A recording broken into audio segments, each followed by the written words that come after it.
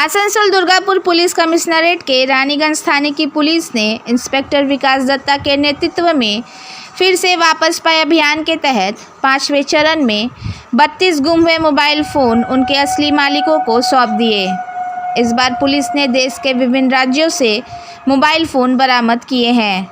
इनमें गुजरात से 3, लखनऊ से 2, बिहार से 4, हरियाणा से 1, पश्चिम बंगाल के मुर्शिदाबाद से 2, बांकुड़ा से 5, मेदिनीपुर से 2 और पड़ोसी राज्य झारखंड से 5 मोबाइल फ़ोन शामिल है।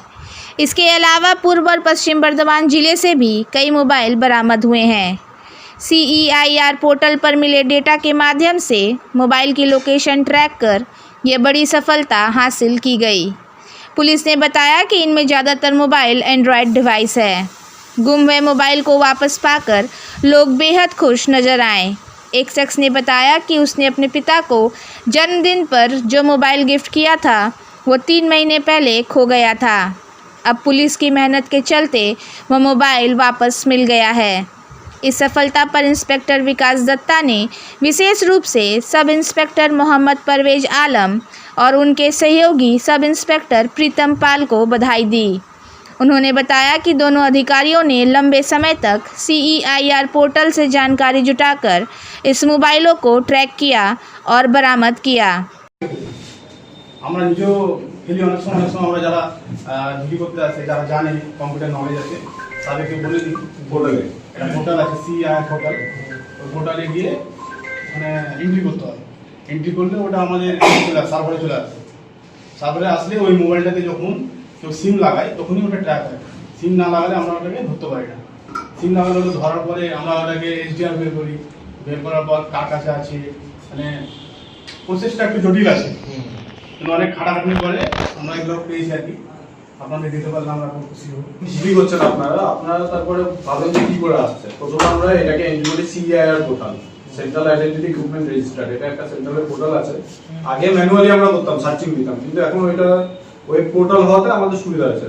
ওটাতে কি হচ্ছে, ওটাতে যখনই আমি এন্ট্রি করে দিলাম ওই সিমটা কিন্তু আপনাকে তুলতে বলা হয়। যে ফোনে যে সিমটা ভরা ছিল সেই ফোনের সিমটা তুলতে বলা হয়, কারণ ওইটা দিয়ে আমরা এন্ট্রি করে নিলাম।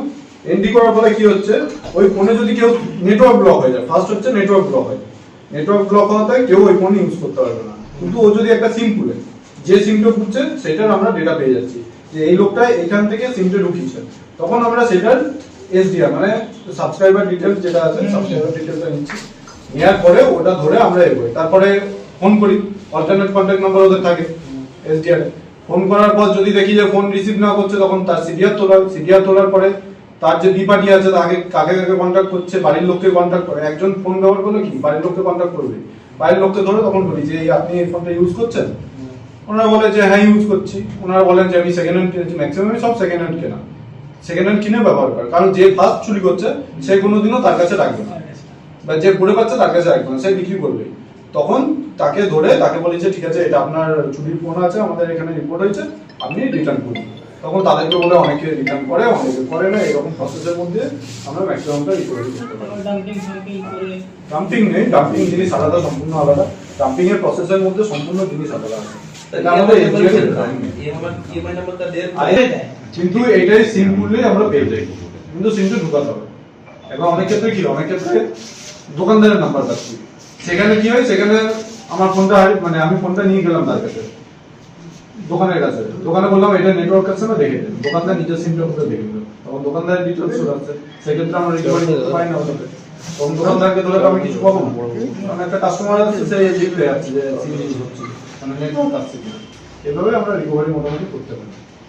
এখান থেকে গিয়ে বাড়ির লোককে এটা সচেতন করবেন যে ফোনটা যদি হারিয়ে যায় সঙ্গে সঙ্গে ফোনের নাম্বারের সাথে লিংক কোনো ব্যাংক অ্যাকাউন্ট থাকলে সেখান থেকে নাম্বারটা লিংক করবেন। ফার্স্ট কাজ এটা, কারণ ফোন চুরি হওয়ার বা হারিয়ে যাওয়ার সঙ্গে সঙ্গে কি হচ্ছে কি আপনাদের টাকাগুলো দেখবেন অনেক ক্ষেত্রে সরে যাচ্ছে। সেই জিনিসটা তাহলে আটকানো যাবে।